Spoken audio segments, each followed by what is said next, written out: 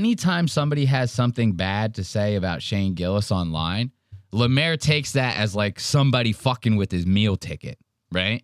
Because let's be real here. If Lemaire didn't have Shane, Lemaire wouldn't have anything. Like, am I wrong? Yes or yes, right? So I just want to get through some of these tweets right here that are on his profile. Because this kind of, I just like came across this just randomly scrolling through Twitter. I'm scrolling through Twitter, right? And all of a sudden I see Lemaire, he posts this tweet just simply saying, Alex Perlman is a fucking pussy. That's it. That's the only tweet I see at the time being. And you know me. Like I said at the top of the show, this show is all about talking shit about comedians and having fun, right? There's no like point to this show. We're not trying to like end someone's career or life or out someone on a crazy scandal. If a guy picks his nose on a fucking podcast, we're gonna be there going, ah, you know, that's the point of the show, right? So I see this tweet, Alex Perlman is a fucking pussy. Immediately, I'm underneath it going, Lemaire, why are you speaking to my soul right now the last couple days? Because he's been talking shit about these guys, the producers at YMH, leaving his studio all fucked up for his other podcasts, all sorts of shit, right? And then I end it with a little, I'm in your closet right now. That's a little bit I like to do with the comedians. I've been doing that to Jake Flores for like the past 3 months. Every time he says something on Twitter, I go, I'm in your closet. I'm in your food pantry. I'm in your bathroom. I'm watching you while you sleep. You know what I do? I take photos of Jake Flores and I throw them in AI and I go, make it look like I'm watching this guy sleeping. And he does it. And then I post them on Jake's shit and I go, I'm watching you right now. It'll be like Jake sleeping. So I'm just constantly fucking with these guys. I like to say, I'm in your closet, you know? But I see the Alex Perlman tweet. I say that, I keep moving on with my life, right? But more of Lemaire's tweets, because I engaged with that one, start showing up in my timeline as I'm scrolling. This is like late night bed scroll. I'm like literally laying down, like fucking doing all this, right? And he just keeps going off about this Alex Perlman guy. The next one, I've known him a long time and used to edit his podcast, Biggest Dick in the World. You know? Alex Perlman has never helped any of his friends. These are back to back to back to back. Alex Perlman's best friends in Philly were always the ones molesting women. Tell the news about that. You see what Lemaire's drunk. He's literally obviously wasted typing these things off. It was like 6:45. 6:45 p.m. Yeah. Yeah, Lemaire will get wasted at 6:45 p.m. Don't put it past him. Lemaire will get drunk at 6:45 p.m., okay? You have to be wasted for all this. He can't be, no sober person is that. Well, I mean, Lemaire kind of is like a kid. He's like a 50-year-old kid. Is he that old? I think Lemaire is like 40-something, almost 50. Philip DeFranco is a pussy too. Bruh looks weird. Just be fat again, my man. Holy shit. Ashley. Philip DeFranco. You know Philip DeFranco? No. He's this guy that Ethan Klein always makes fun of and shit like that. And he's Alex Perlman's podcast co-host, right? Philip DeFranco is basically a YouTuber that does like influencer news and shit like that, right? So Lemaire's even going off on this Philip DeFranco guy. What are they saying in the chat? Need to launch Lemaire into the sun. Shoot, almost missed the show. Army of Tigers, happy to have you here. What else they got? They're saying he's got nothing better to do. Lemaire's got nothing better to do.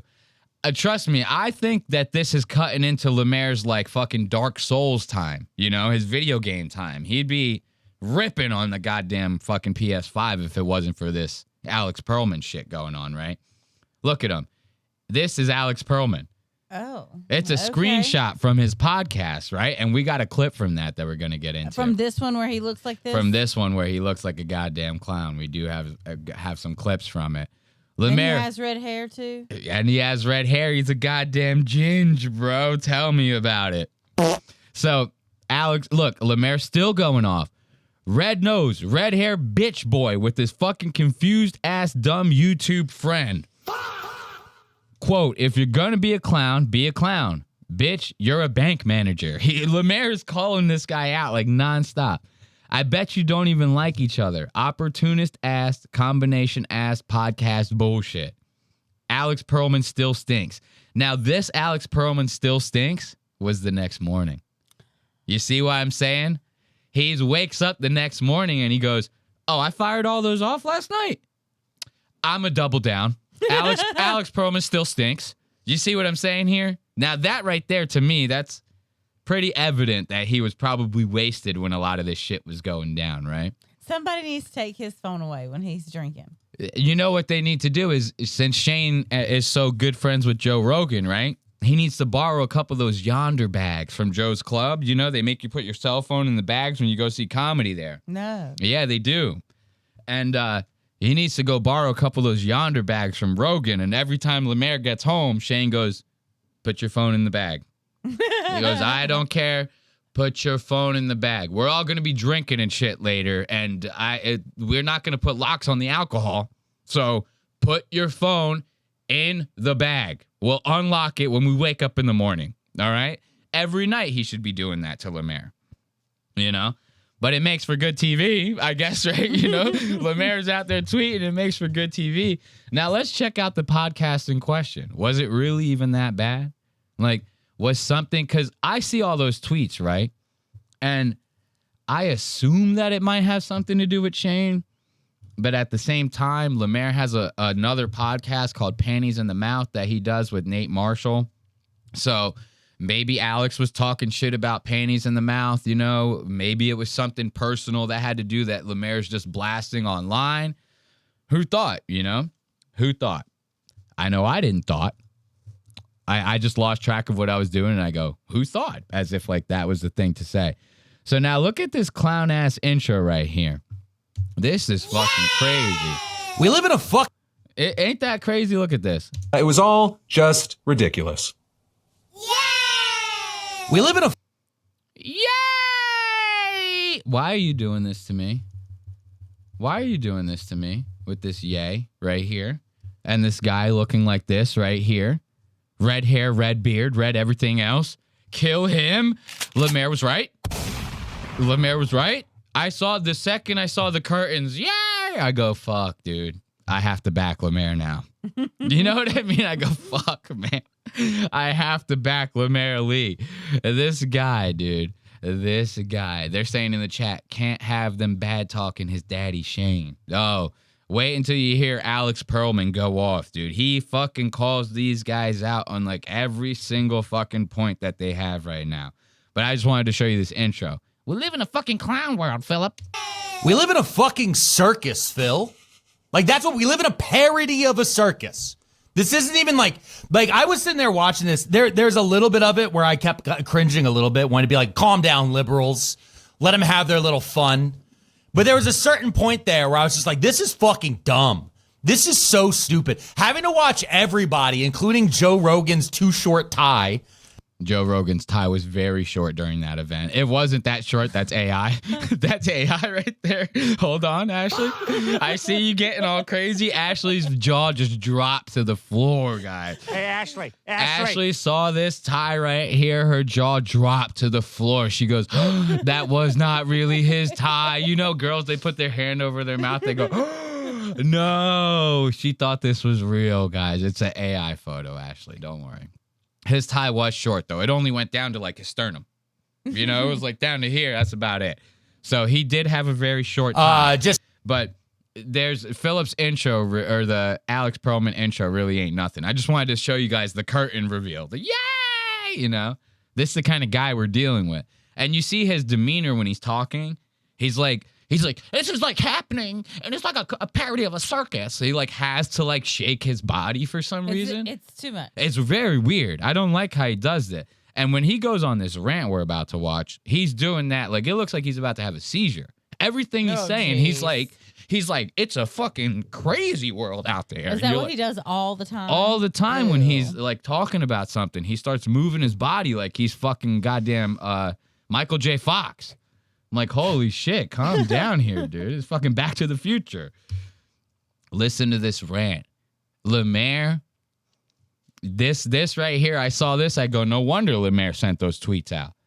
Anything happens to Big Daddy Shane, you know, Lemaire is out on the goddamn street faster than you could blink. Listen to this rant that this Alex Perlman guy goes off on. And mind you, this was my introduction to this guy. I did not even know a man named Alex Perlman existed before this. But I liked what I saw here when he started calling out all these goddamn comedians. Listen to this.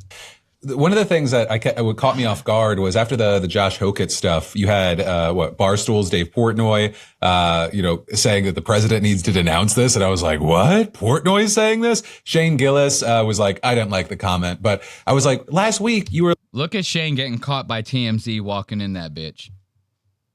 And Tony Hinchcliffe behind him, wishing he could get some attention. After that comedy special, nobody with the camera even wants to go near Tony. Not even his own production crew. Kill Tony's going on. I bet you the camera guys are like drifting away. Tony's like, I'm over here, guys. He's like, oh shit. Sorry about that, Tony. We didn't know.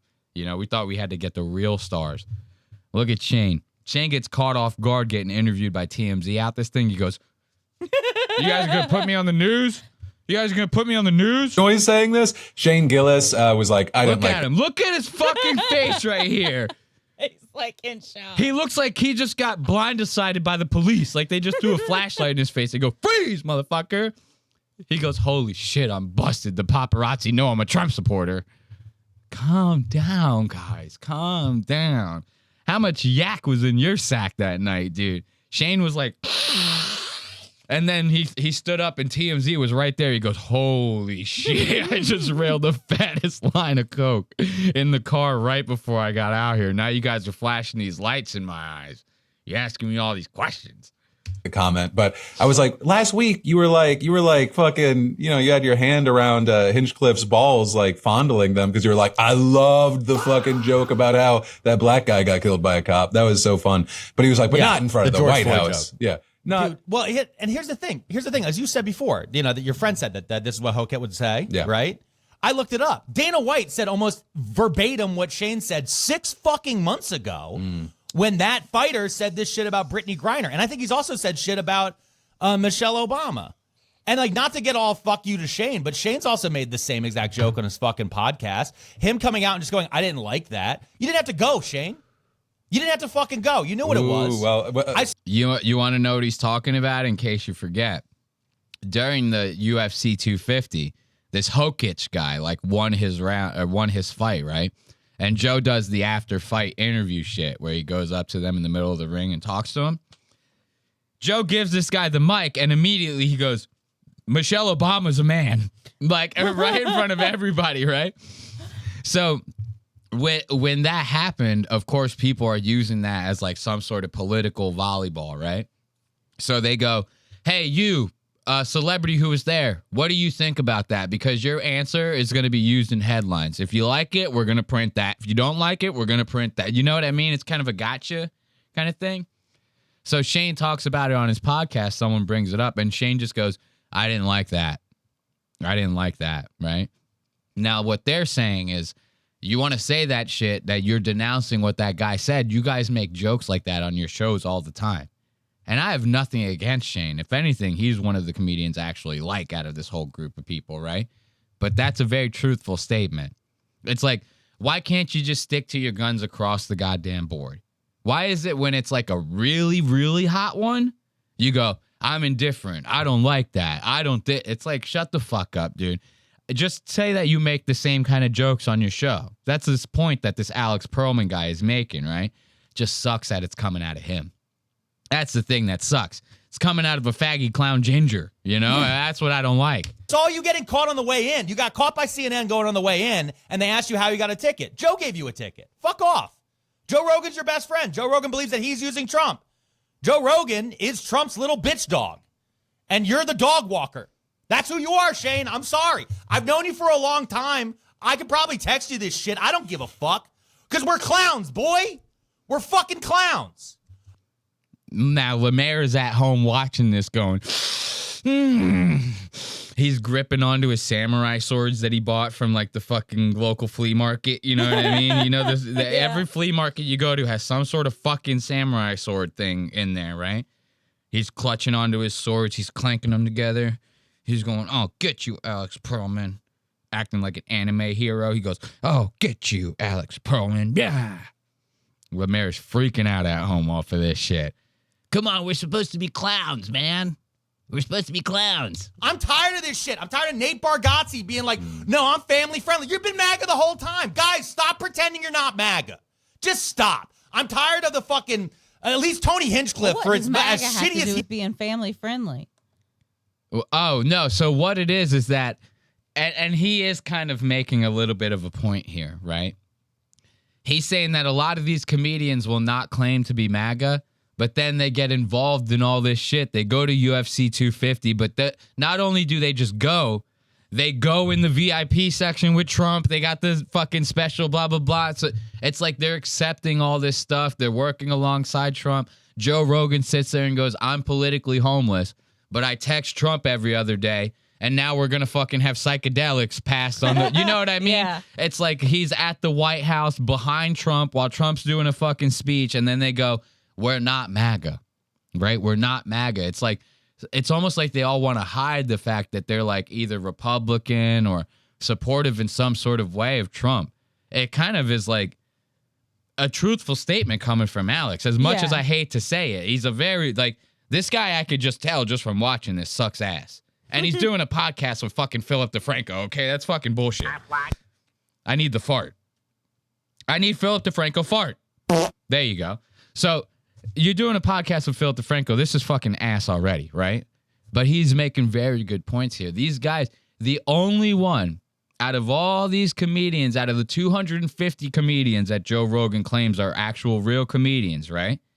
Out of all of them, the only one that actually will sit there and be like, I'm MAGA is Tony Hinchcliffe. As weird as it is to say, he's the only one that will sit there and be like, I'm a huge supporter of Trump. You see him on Kill Tony. He does it all the time. He like gets in arguments with bucket pools and shit over like political views and shit. He goes, immigrants are ruining the country. You know, it's like, what the fuck? You know, he's the only one that will actually stick to his guns on it. Everyone else just tries to cop out. And Nate Bargatze's going through this right now hard as fuck, dude. Everyone is fucking scrutinizing him for it. Because he went to this. Because he went to this, and he's been seen like within 6 feet of Trump. They're calling him Nazi Bargatze. Nazi Bargatze. That's a good one, That dude. is. That Nazi is. Bargatze. Look at old Nazi Bargatze over here. I mean, that's a Nazi stare. That's Goebbels right there. That's a Nazi stare right there. Nazi Bargatze's got a good ring to it. Like It does. you ain't living that one down anytime soon. I'm sorry. boy, we're fucking clowns. I'm tired of this shit. I'm tired of Nate Bargatze being like, no, I'm family friendly. You've been MAGA the whole time. Guys, stop pretending you're not MAGA. Just stop. I'm tired of the fucking, at least Tony Hinchcliffe, for as shitty as he is as comedy, that everybody now knows, now they've seen his Netflix special, 9 fucking minutes of Where Do You Work, Tony? 9 fucking minutes? Joe, I was watching this. I go, I might like Alex Perlman. Like this guy is like polarizing. You know what I mean? I'm on the fence when I'm watching this. By the end of it, he sucked. But when you see this, you go, I might like him. Oh, what do you do for a living? That's what you came to for your hour? You piece of shit with your fucking belt buckle. That's not going to replace your father's love. The fucking bullshit with all of these guys. All fucking claim. At least Tony had straight up admits he's MAGA. Joe tries to play this bullshit. I'm independent right now. Kamala would have been worse. Would have been worse for the 150 dead Iranian girls? Would have been worse for everybody in the fucking Epstein files? Would have been worse for our local fucking hospitals? Would have been worse for everything that we fucking lived through for the last 18 fucking months? Shaking like crazy, Alex Perlman. They're calling him Shakes the Clown in the chat. Good old Shakes the Clown over here. Does Alex he always Perlman. wear that clown situation, or was it just because he was calling people clowns? I think it just has to do with this show. Okay. Because essentially the whole like the gist of this episode was the 250 Freedom, the UFC 250 Freedom event was Clown World, like where it's a clown show. Yeah. I heard him know? say that. That's why I was asking. Yeah, Does so- he do that all the time, or was it specific to this? I don't know. This is literally the only anything of this podcast that I've watched ever. Their podcast is called like the Crash Out Podcast or something like that. Obviously Alex Perlman, Philip DeFranco. I would imagine he probably like this is something that is not something that he stays away from. I could see him doing like themed outfits like per episode. Not for everyone, but every now and then when they get what they consider a good hit on something, you know, he does a little dress up for it, thinking it's going to strengthen his bit. But that's going to do it for our Finger on the Pulse segment. Do not talk bad about Big Papa Shane Gillis. If you're talking bad about Big Papa Shane Gillis, forget it, dude. Lemaire is going to be on your... He's coming for dude, you. He's going to be on your goddamn ass.